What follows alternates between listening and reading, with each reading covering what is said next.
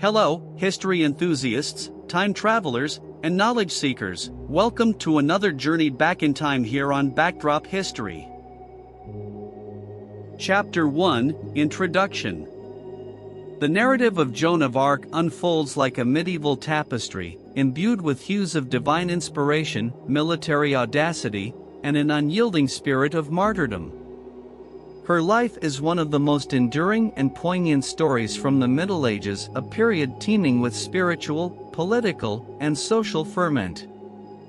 In this opening chapter, we venture into an overview of Joan's life, unearthing the essence of her existence and her historical milieu, thereby setting the stage for a more detailed exploration in subsequent chapters. Born to humble origins in 1412 in the pastoral village of Domrémy, northeastern France, Joan's journey took her from an obscure peasant girl to a revered figure in French and Catholic history. A central character in the latter part of the protracted 100 Years' War between France and England, Joan came to represent the embodiment of French resilience and defiance. To comprehend Joan's trajectory, one must peer into her inner life.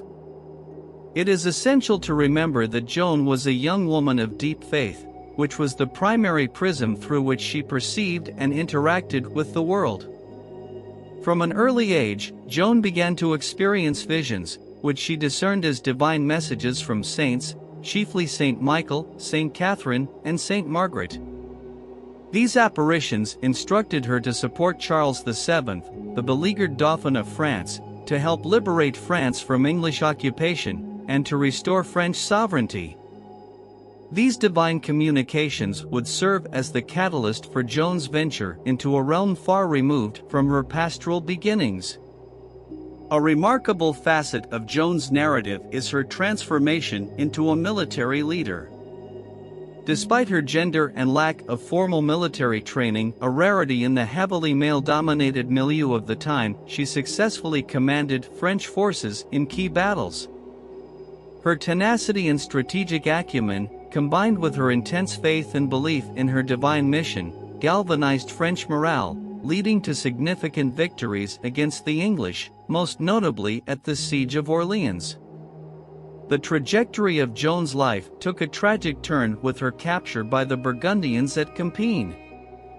Her subsequent trial and execution for heresy in 1431, under the aegis of the pro-English Bishop Pierre Cauchon, unveiled the entanglement of ecclesiastical politics with Joan's divine mission.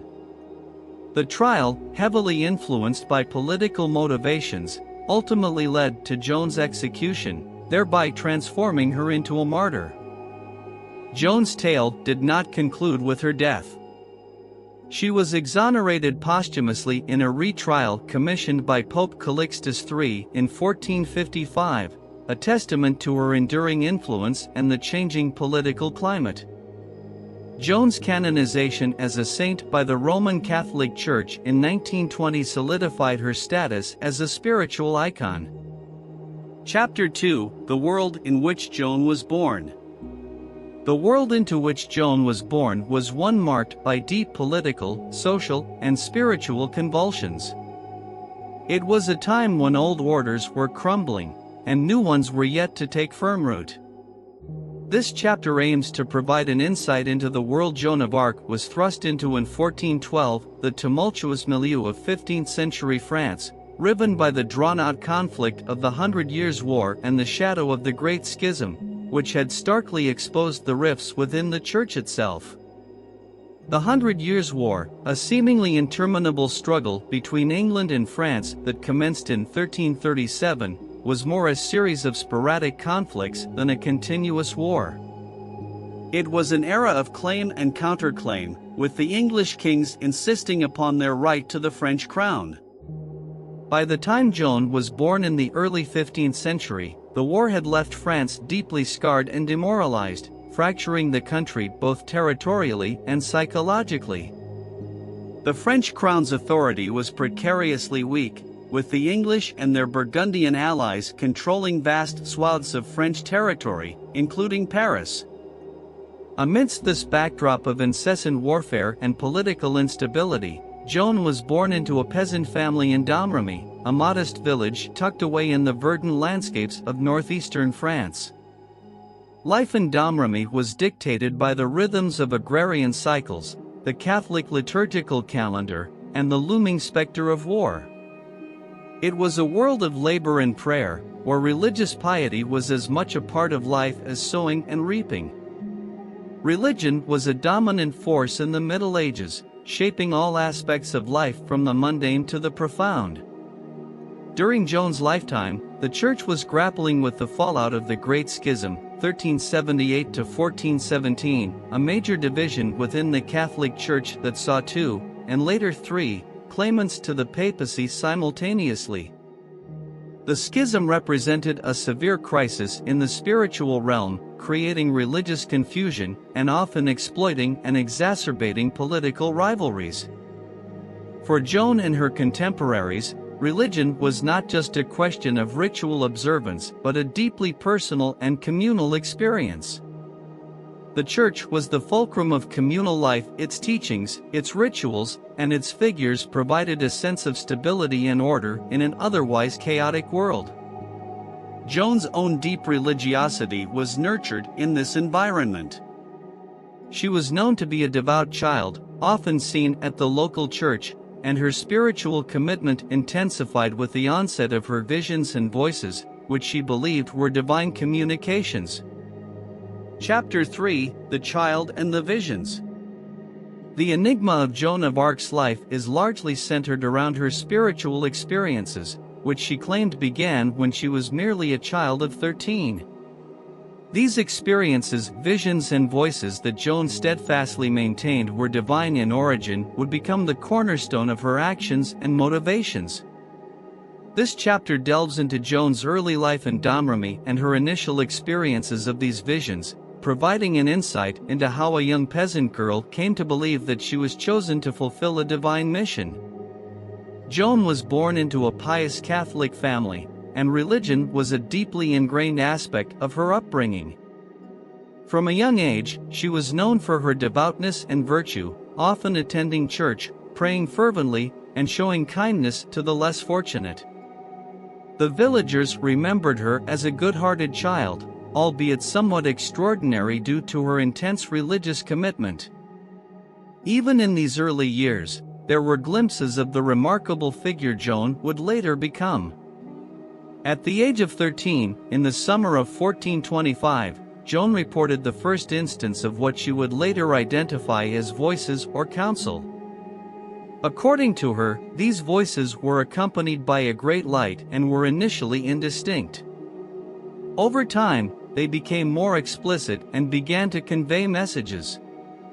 She came to recognize these voices as those of Saint Michael, Saint Catherine, and Saint Margaret.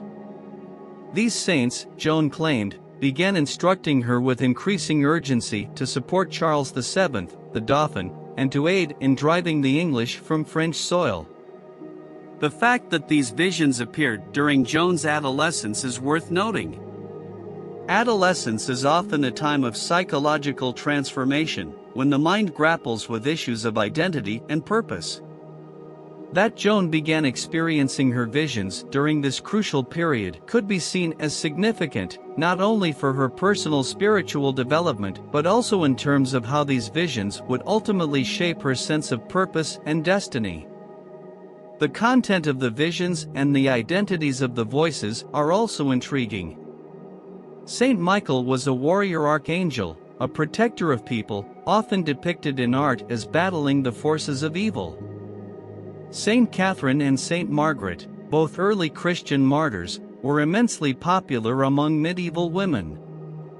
Joan identifying these figures as the source of her counsel indicates the blending of martial and martyr narratives in her divine mission.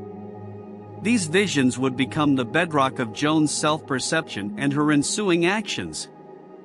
However, it's crucial to note that these experiences were deeply personal and subjective. There was no empirical proof of her encounters, only Joan's unwavering assertion of their authenticity. Yet, her convictions were so strong and her faith so profound that she was able to convince others of the validity of her divine guidance. Chapter 4: The Journey to Chinon. In the annals of history, there are moments of profound transformation, where seemingly ordinary individuals are thrust into extraordinary circumstances. Such was the scenario in 1429 when Joan, a 17-year-old peasant girl, embarked on an epic journey from her humble village to the royal court at Chinon. This chapter chronicles this remarkable journey, as Joan sought to convince the skeptical and beleaguered Dauphin, Charles VII, of her divine mission. The impetus for Joan's journey was her increasingly insistent visions, which not only reinforced the urgency of her mission but also lent her an extraordinary conviction. Driven by this conviction, Joan approached Robert de Baudricourt, the local garrison commander in the nearby town of Vaucouleurs. Gaining an audience with a person of Baudricourt's rank was in itself a considerable achievement for a peasant girl, and a testament to Joan's tenacity and the strength of her belief. Initially, Baudricourt was dismissive of Joan's claims.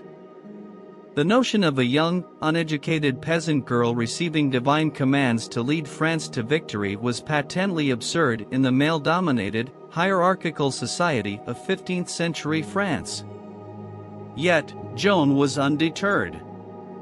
She returned to Baudricourt repeatedly over the course of several months, each time with increased fervor, insisting that she was destined to help the Dauphin reclaim his kingdom. Finally, through a combination of Joan's unyielding determination, her startling prediction of a French military setback near Orleans, and perhaps political and divine desperation, Baudricourt relented. He provided Joan with an escort of soldiers and set her on the path to Chinon, where Charles VII was holding court. This journey, over 350 miles of hostile territory, marked by war, banditry, and treacherous winter weather, would have been perilous for seasoned soldiers, let alone a teenage girl. Yet, Joan navigated it successfully, a feat that attests to her courage, resourcefulness, and the depth of her convictions. Upon arriving at Chinon, Joan once again had to overcome deep-seated prejudices and skepticism. She was an anomaly at court, a young, fervently religious, peasant girl claiming divine backing in a space dominated by political maneuvering, courtly decorum, and deep-seated cynicism. Yet, it was here, in this unlikely setting, that Joan had to fulfill the next step of her mission, to win the trust and support of Charles VII. The Dauphin, wary and beleaguered, initially had Joan examined by theologians and court ladies to ascertain the purity of her faith and her virginity, a critical factor as it was associated with moral purity. Joan passed these assessments, and then, in a private audience, reportedly revealed information to Charles that only a divinely guided individual could know, possibly recognizing him despite his incognito appearance among the courtiers. These factors, coupled with Joan's unwavering faith and the desperate state of his realm, seemed to have swayed Charles. He began to believe, or perhaps chose to believe, in Joan's divine mission. This decision marked a turning point, not just in Joan's life, but also in the course of the 100 Years' War. Chapter 5: Joan the Maid of Orleans. The Siege of Orleans in May 1429 is indelibly etched in the narrative of Joan of Arc, earning her the sobriquet Maid of Orleans. It marked the first real test of Joan's divine mission and her capacity for military leadership. This chapter delves into Joan's role in the lifting of the siege, exploring her military strategies, her charismatic leadership, and the moral code she instilled in her troops, all of which contributed to a pivotal French victory.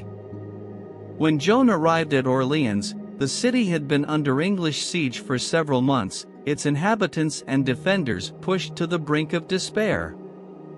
Joan's arrival injected a much-needed morale boost to the beleaguered city. She was not just another commander, she was the embodiment of divine intervention, a beacon of hope in a seemingly hopeless situation. Joan's military strategy was both practical and inspired. She advocated for aggressive action, preferring direct assaults over the more cautious tactics favored by some of the French commanders. Joan participated actively in the planning and execution of these attacks, often placing herself in the thick of battle. Her bravery and resilience, such as when she was wounded during an assault yet returned to encourage her troops, boosted the morale of the soldiers and galvanized them into action. Equally significant was Joan's charismatic leadership. She did not command through fear or by asserting her superiority, but by inspiring her soldiers with her unwavering faith and courage. Stories of her valor, her humility, and her devotion spread through the ranks, fostering a sense of camaraderie and common purpose. Joan also insisted on virtuous conduct among her troops. She banned swearing, gambling, and looting, practices that were commonplace among armies of the time.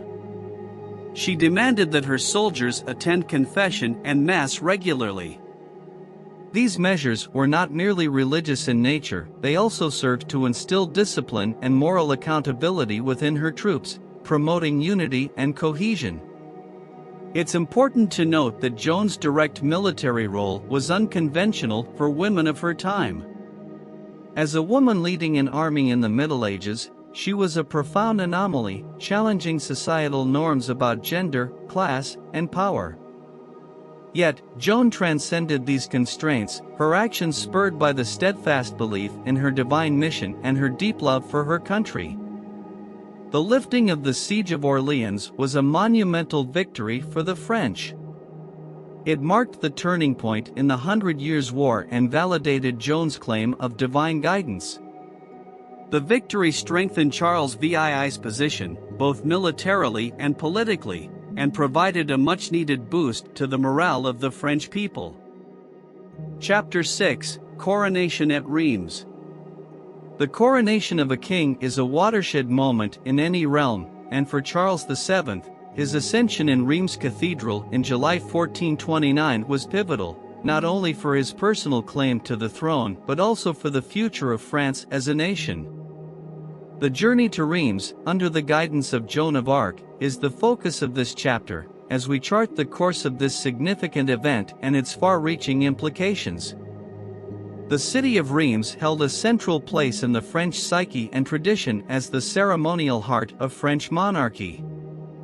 It was there, in its magnificent cathedral, that French kings had been crowned for generations. For Charles VII, taking the crown in Reims was a crucial act to legitimize his claim to the throne and consolidate his power, particularly given the contentious state of affairs with the English and the Burgundians claiming stake to the French crown. Yet, Reims was deep within enemy territory and seemed an impossible destination. Joan, however, saw things differently.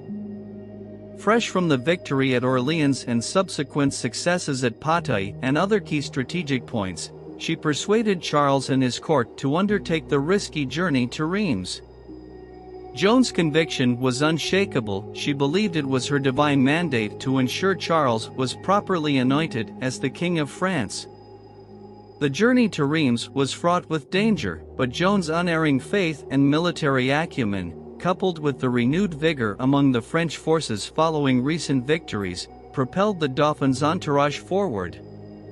Town after town surrendered without a fight, awed, perhaps, by the audacity of the endeavor and the inspiring figure of Joan leading the way.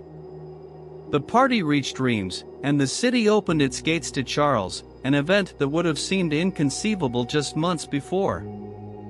On July 17, 1429, Charles VII was crowned King of France in the historic Reims Cathedral, with Joan at his side, her standard bearing witness to the miraculous turn of events.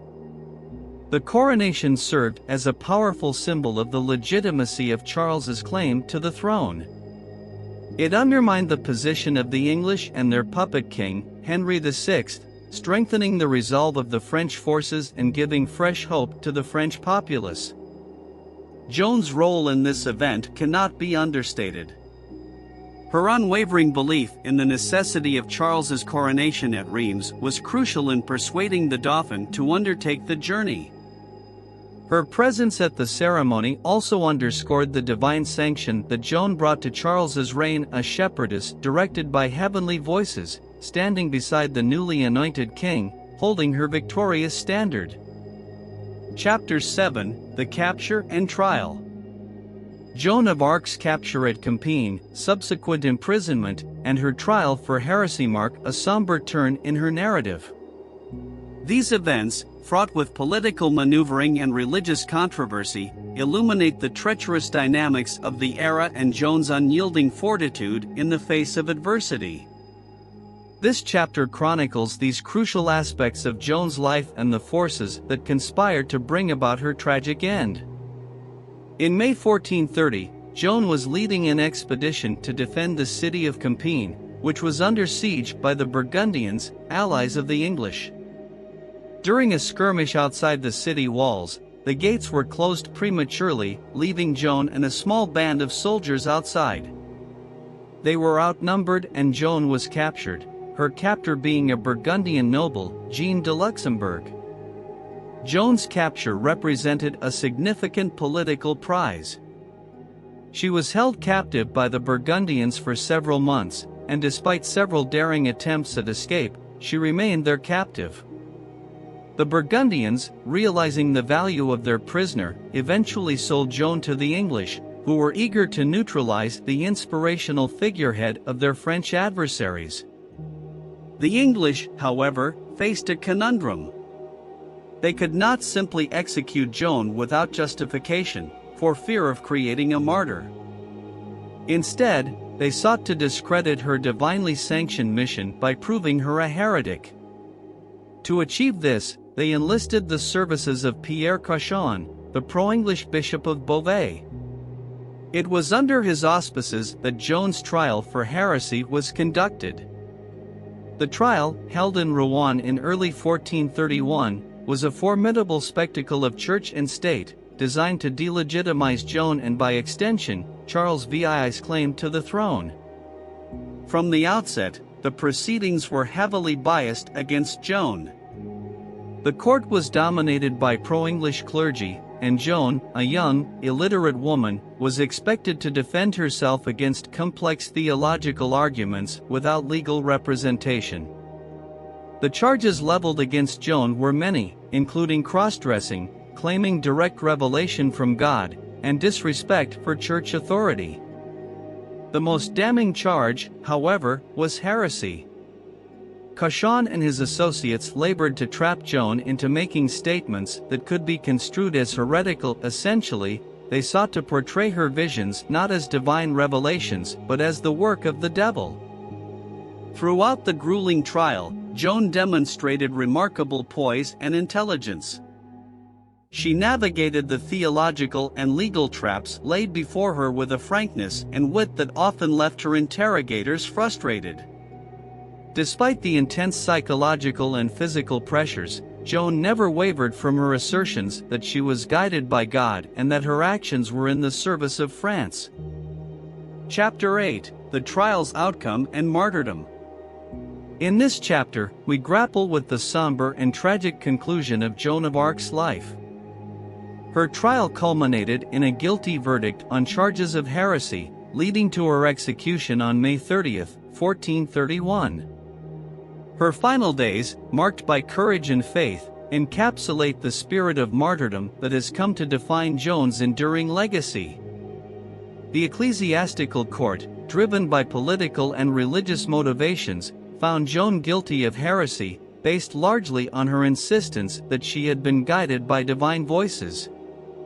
Her insistence on wearing male military attire, a direct violation of the Church's edicts, was also interpreted as cross-dressing and defiance of the Church. The judgment was draconian. Joan was to be burned at the stake, a common method of execution for heresy at the time. In the face of such a horrific sentence, Joan's faith did not waver. Rather, her conviction deepened, and she faced her imminent death with remarkable courage and dignity. She asked for a cross, which a sympathetic English soldier provided by fashioning two sticks together. Clutching this cross to her chest, she climbed the pyre that had been erected in Rowen's old marketplace. Eyewitness accounts tell of a brave young woman who called out the name of Jesus in her final moments and forgave those who had condemned her. The executioner later confessed that he greatly feared to be damned, such was the strength of her faith and the evident injustice of her execution. Joan's ashes were collected and scattered in the Seine to prevent relics from being made. Joan's execution was intended to discredit her and undermine the legitimacy of Charles VII's rule. Yet, it had the opposite effect. Joan's unwavering faith, her commitment to her divine mission, and her courage in the face of death transformed her into a powerful symbol of resistance and martyrdom. Instead of fading into the footnotes of history, Joan of Arc was etched more deeply into the collective memory, fueling a sense of national identity and pride among the French people. The depth of Joan's faith, evident in her final moments, presents a compelling picture of her as a person. She remained steadfast in her convictions even when they led to her death. Her martyrdom is a testament to her unwavering faith and courage, qualities that have elevated her from historical figure to symbol of national resistance and religious devotion. Chapter 9: Posthumous Rehabilitation. The narrative of Joan of Arc does not end with her execution in 1431. Rather, her story took a remarkable turn some 24 years later, when Pope Calixtus III ordered a retrial, or a rehabilitation trial.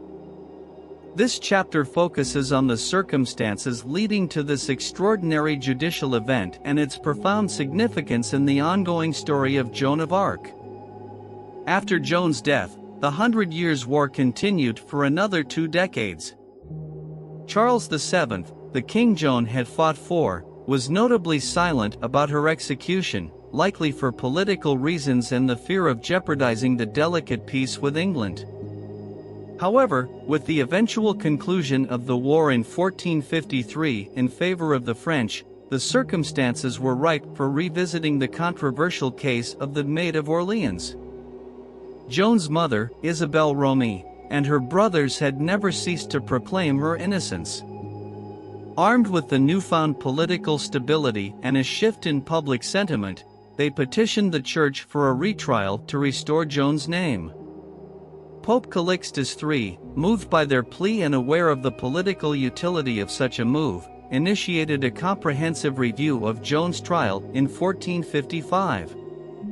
The retrial, known as the nullification trial or rehabilitation trial, was a thorough examination of the procedures and verdict of the original trial. A panel of eminent theologians and canon lawyers conducted it.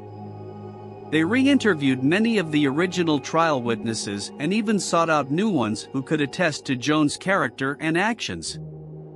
The verdict of this extensive investigation was a stark contrast to that of the original trial. The rehabilitation trial found that Joan's original condemnation was unjust and tainted by corruption, coercion, and bias. It concluded that Joan had been a loyal Christian who had not fallen into heresy. In 1456, the court declared Joan's trial null and void, thereby posthumously exonerating her. The posthumous retrial of Joan of Arc was a groundbreaking event, symbolically correcting a grave injustice. It laid the foundation for Joan's elevation in later centuries as a national heroine of France and, eventually, her canonization as a saint in the Roman Catholic Church in 1920. Chapter 10: Joan's Legacy. Joan of Arc's life was brief, intense, and, ultimately, tragic. Yet, the story of this illiterate peasant girl who led an army, crowned a king, was tried for heresy, and eventually canonized as a saint, extends far beyond her earthly existence. Her enduring legacy has permeated French national identity and global cultural history, appearing in art, literature, film, and even politics. This final chapter explores the multiple layers of Joan's legacy, tracing her journey from historical figure to enduring symbol. As a national symbol, Joan of Arc holds a unique position in the French collective consciousness. Her story has been mobilized in times of crisis to unite the French people, emphasizing themes of resistance, sacrifice, and national identity. The Third Republic, established in 1870, particularly championed Joan as a national figure to cultivate a common sense of French identity and history. In 1920, almost 500 years after her death, she was canonized, and in 1922, declared a national symbol of France. In the realm of faith, Joan's beatification in 1909 and canonization in 1920 by the Roman Catholic Church solidified her status as a religious icon. Her faith, visions, and martyrdom embody the essence of spiritual devotion and sacrifice. Today, she is venerated as the patron saint of France, soldiers, captives, and people ridiculed for their piety, among others. Beyond France, Joan's story has universal resonance. The themes inherent in her narrative, faith, bravery, defiance, and sacrifice transcend geographical and cultural boundaries. They have been used to reflect, question, and challenge societal norms and values. For instance, during the women's suffrage movement in the early 20th century, Joan was often used as a symbol of female empowerment and capability. The cultural impact of Joan of Arc is immense and diverse. Her tale has been retold countless times through various media, plays like George Bernard Shaw's Saint Joan, novels like Mark Twain's Personal Recollections of Joan of Arc, and numerous films and artworks. Each retelling presents a new interpretation, reflecting the concerns and fascinations of its time. Even in the realm of modern pop culture, Joan of Arc remains a potent symbol. Her narrative has been employed in contemporary literature, cinema, music, and video games, serving as a rich source of inspiration, a potent symbol of resilience and faith in the face of overwhelming odds. In academia, Joan's story continues to captivate historians, theologians, and scholars from various fields. Her trials have been scrutinized for their legal and ecclesiastical implications, her military campaigns analyzed within the context of the 100 Years' War, and her visions explored through the lens of religious and psychological studies. She stands as a fascinating subject of study, offering insights into 15th-century French society, politics, religion, and gender. Chapter 11, Conclusion. The story of Joan of Arc, born Jeanne d'Arc, a young peasant girl from the tiny village of Domrémy, who grew to lead armies, crown a king, and become a canonized saint, is a narrative steeped in contradictions, myth, and mystery. It is a story that continues to enthrall and engage us, offering profound insights into the historical, spiritual, and cultural milieu of 15th-century Europe and enduring resonance in our contemporary world. Joan's life was deeply rooted in the turbulent landscape of the 100 Years' War, a time of unending conflict, political machinations, and shifting alliances. Yet, her extraordinary journey transcends the epoch in which she lived. It extends into the annals of French history, where she is immortalized as a national symbol of resilience and defiance, and into the spiritual realm, where she is venerated as a beacon of unwavering faith and divine inspiration. The narratives we have explored over these chapters provide a multifaceted portrait of Joan, yet they barely scratch the surface of her enigma. Her life, filled with profound faith, heroic deeds, and tragic sacrifice, is more than a sequence of historical events. It is a testament to the indomitable spirit of a young woman propelled by divine visions and an unshakable belief in her mission. Joan's contribution to French history cannot be overstated. Her military successes at Orleans and other key engagements were pivotal in reversing the course of the 100 Years' War, shaping the destiny of a nation. Furthermore, her role in ensuring Charles VII's coronation at Reims bolstered the legitimacy of his reign and the Valois claim to the French throne. Beyond the battlefield and political arena, Joan's influence permeates the cultural fabric of France and the world. Her legacy endures in literature, visual arts, music, cinema, and even video games, reflecting the timeless allure of her story. She remains a figure of fascination, an icon of courage, faith, and conviction, a touchstone for discussions around nationalism, gender, spirituality, and individual agency. In the centuries since her death, Joan of Arc has been many things to many people: a saint, a soldier, a heretic, a heroine, a martyr, and a symbol. Yet, at the heart of these myriad images remains a young girl who believed she was chosen by God to deliver her nation from the yoke of English domination. More information and facts. Part 1: Historiography of Joan of Arc. The historiography of Joan of Arc, the study of how historians' perspectives on Joan have evolved over time, is an intricate tapestry, as rich and diverse as the story of Joan herself. Joan's narrative has been continually reinterpreted through the prism of varying historical methodologies, societal attitudes, and intellectual movements, reflecting the shifting sands of historical interpretation. The earliest chroniclers, writing in the immediate aftermath of Joan's death, often reflected the political and religious bias of their times. To her supporters, Joan was a martyr and savior, an instrument of God who helped deliver France from English rule. Conversely, to her detractors, she was a heretic, a tool of the devil, or a delusional peasant girl manipulated by cunning advisors. The 15th and 16th century historiographical narrative was dominated by the political struggle between England and France, and religious debates about heresy and witchcraft.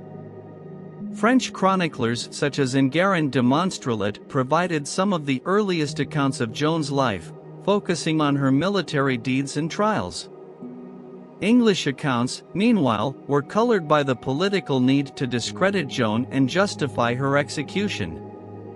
The Enlightenment period in the 18th century brought a more rationalist perspective to Joan's story. Historians like Voltaire presented her as a figure to be admired for her courage and patriotism, but scorned the supernatural aspects of her story, viewing her visions and voices as symptoms of madness or deception. This perspective was rooted in the Enlightenment's skepticism of religious dogma and its emphasis on reason. In the 19th century, amidst the growing wave of nationalism and the rise of Romanticism, Joan's image underwent another transformation. French historians, most notably Jules Michelet, hailed Joan as a national heroine, emphasizing her symbolic importance to France and her role in shaping the nation's destiny. The Romantic emphasis on emotion and individualism also lent itself to a sympathetic portrayal of Joan's faith and visions. The 20th century saw Joan's story subjected to a variety of historical methodologies. Marxist historians, such as Regine Pernaud, placed Joan within the social and economic conditions of her time, analyzing her story in terms of class struggle. Psychohistorians delved into her psyche, interpreting her visions from Freudian and Jungian perspectives. Meanwhile, feminist historians focused on Joan's challenges to gender norms, viewing her as a powerful symbol of female agency. Today, the historiography of Joan of Arc is as multifaceted as ever. Revisionist historians continue to challenge traditional narratives, drawing on a diverse array of sources and methodologies. The emergence of cultural history and the study of memory has also led to an increased focus on Joan's legacy and her representation in art, literature, and popular culture. Part 2: Psychological Perspectives on Joan of Arc. Approaching the visions and voices of Joan of Arc from a psychological standpoint presents a unique lens through which to view her life, complementing the historical, religious, and cultural perspectives that form the foundations of her narrative. This approach, while informed by contemporary understanding of psychology, should be deployed with care so as not to undermine or diminish Joan's faith, nor the spiritual significance of her experiences. One prevalent theory among some psychologists and historians is that Joan may have experienced a form of psychopathology, such as schizophrenia or another type of psychotic disorder, which can feature auditory and visual hallucinations. These conditions often manifest in late adolescence, aligning with the age Joan began reporting her experiences.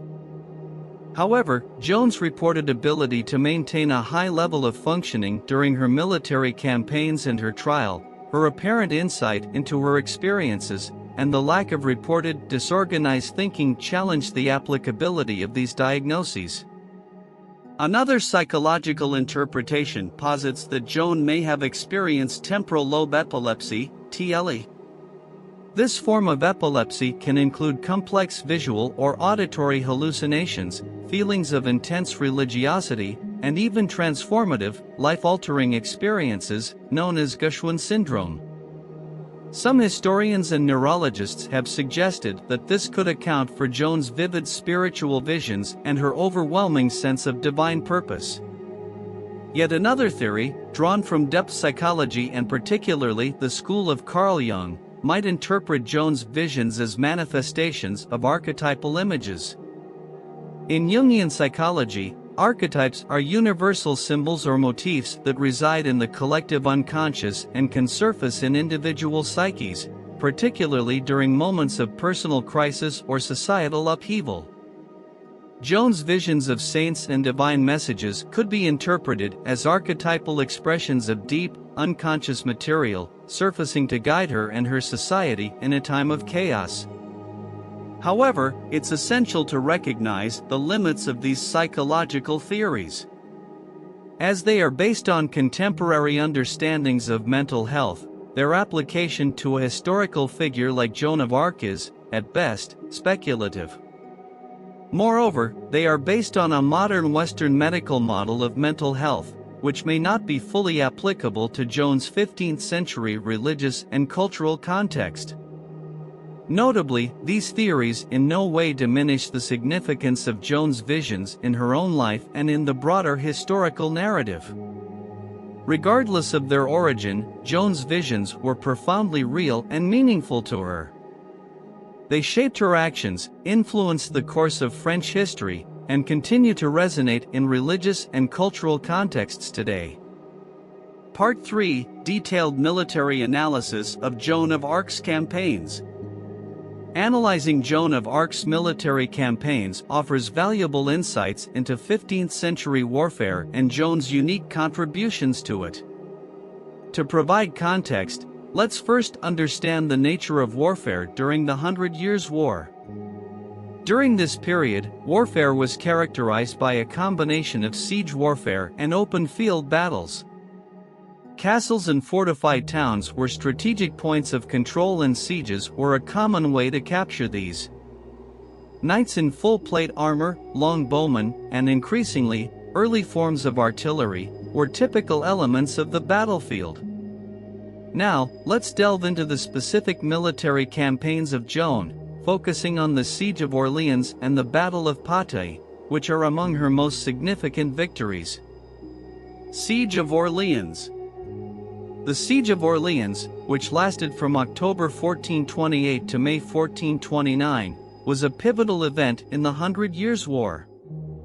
Before Joan's arrival, the French had been on the defensive.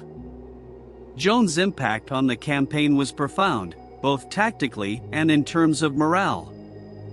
Tactically, Joan favored direct assaults over the drawn-out sieges common in that period. She advocated for a more aggressive approach, directly attacking and capturing the English fortifications surrounding Orleans. Joan's approach also emphasized coordination among different elements of the French forces, a concept known as combined arms. This approach involved coordinating attacks between the infantry, cavalry, and artillery, a novel tactic in a period where disjointed charges by knights were the norm. Moreover, Joan's emphasis on discipline and virtuous conduct among her troops was a sharp departure from the contemporary practices of pillaging and ransoming. These principles improved the local population's relationship with the French army and boosted troop morale. Battle of Patay. The Battle of Patay, fought on June 18, 1429, was a crucial victory for the French and another testament to Joan's military influence. Here, Joan demonstrated her understanding of the importance of speed and decisive action. The French forces rapidly pursued the retreating English, catching them off guard and unable to properly set up their defensive longbowman positions, a key element of English military success in prior battles. Once again, the coordination of combined arms played a decisive role. Joan's forces, a mix of heavily armored men-at-arms and lighter infantry, overwhelmed the disorganized English troops, leading to a significant French victory.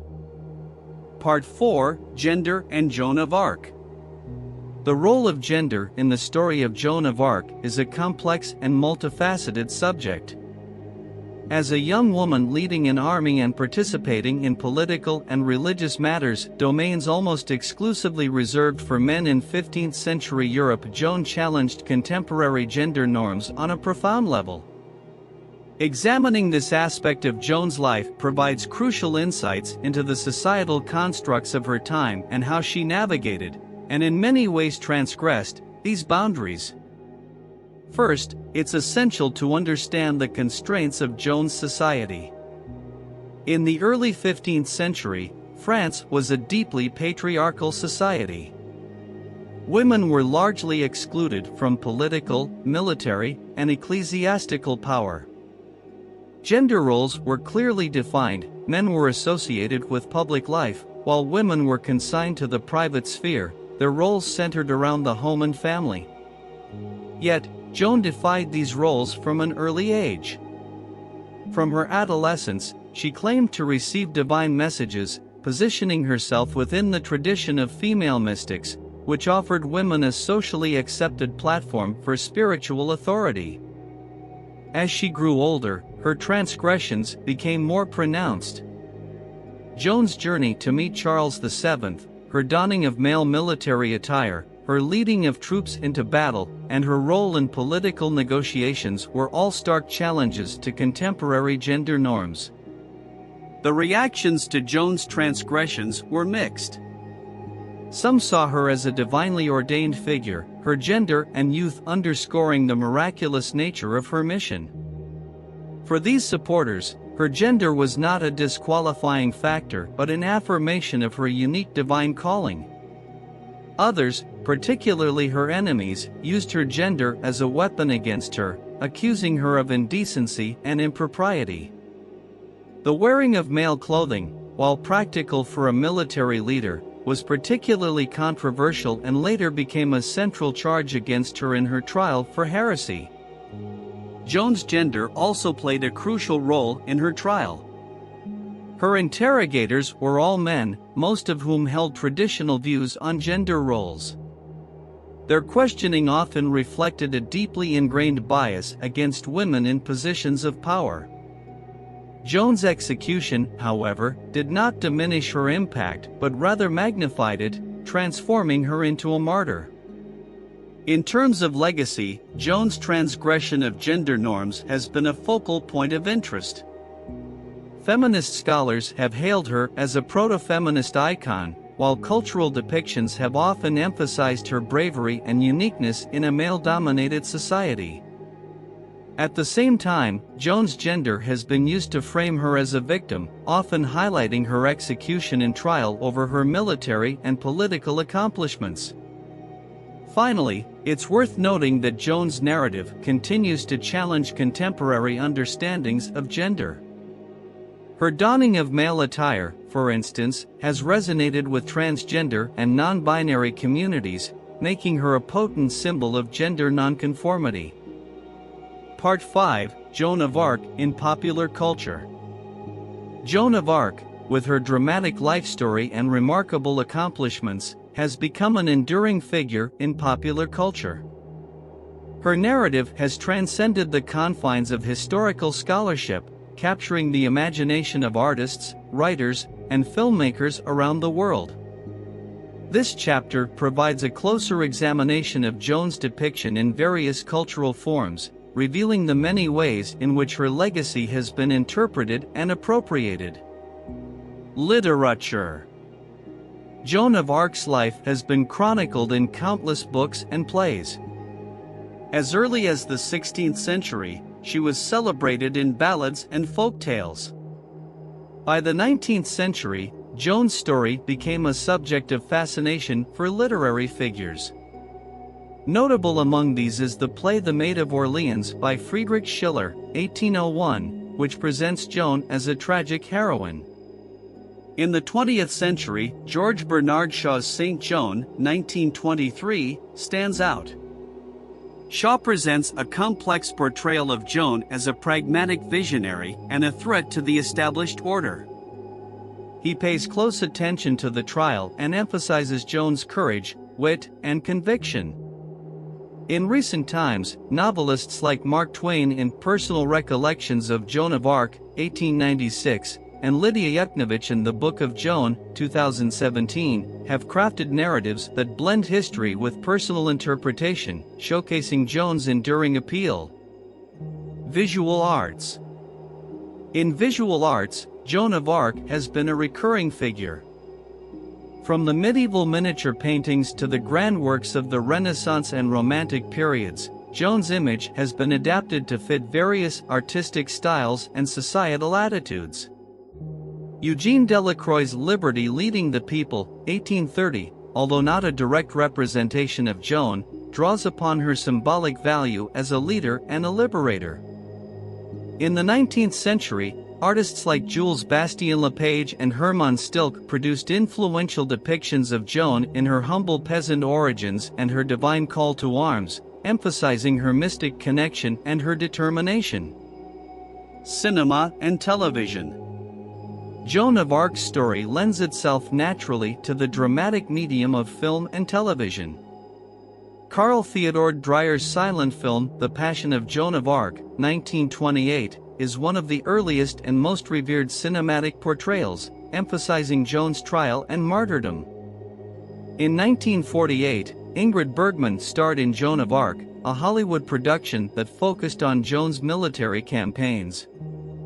More recent depictions include Luc Besson's The Messenger, The Story of Joan of Arc, 1999, which offers a modern, psychological interpretation of Joan's life, and the television series Joan of Arcadia, 2003-2005, where a modern-day teenager communicates with God, reminiscent of Joan's own divine conversations. Music. In music, Joan of Arc has inspired a variety of works across different genres. Classical pieces like Tchaikovsky's The Maid of Orleans, 1881, and Verdi's Giovanna d'Arco, 1845, are testaments to her impact. In popular music, Leonard Cohen's Joan of Arc, 1971, and OMD's Maid of Orleans, 1982, are notable examples. Part 6, Comparative Analysis, Joan of Arc and Other Visionary Leaders. To fully appreciate Joan of Arc's unique place in history, it is helpful to draw comparisons with other historical figures who have claimed divine inspiration or led armies, particularly those who are women. This comparative analysis provides a deeper understanding of Joan's significance, as it allows us to contextualize her achievements within a broader historical framework. Divine inspiration. Historically, many leaders have claimed to be guided by divine inspiration. However, few have managed to inspire such deep belief in their visions as Joan. In the 6th century BCE, the prophet Jeremiah became an influential figure in Jewish history due to his divinely inspired prophecies. Jeremiah's prophecy of Jerusalem's destruction was met with disbelief and scorn initially, mirroring Joan's early encounters with authority figures. However, as with Joan, the fulfillment of his prophecies led to a posthumous rehabilitation of his reputation. In more recent history, Martin Luther King Jr.'s leadership of the civil rights movement in the United States was deeply rooted in his Christian faith. He claimed no prophetic visions like Joan, but his speeches often invoked the divine, and his mission was driven by a sense of divine purpose. The effectiveness of these leaders suggests that the conviction of divine inspiration can be a potent force for mobilizing support and inspiring change. Women military leaders. Comparisons between Joan and other women military leaders highlight the extraordinary nature of her achievement. In ancient history, figures like Queen Boudica of the Iceni and the Trung sisters of Vietnam led successful military revolts against oppressive regimes. However, these women were of noble birth, unlike Joan, a peasant girl. In the 15th century, Queen Isabella of Castile led her armies in the Reconquista, reclaiming Spain from the Moors. While Isabella shared Joan's deep faith and strength of character, her position as a queen afforded her a degree of authority and independence that Joan could not claim. The most striking parallel might be with the legendary Chinese warrior Hua Mulan, who, like Joan, is said to have disguised herself as a man to take her father's place in the army. Both have become national heroines, their stories speaking to themes of sacrifice, bravery, and the subversion of traditional gender roles. We've now reached the end of our journey today. Thank you for letting the tales of old be your backdrop, and remember, history isn't just about the past, it's about understanding our present and shaping our future.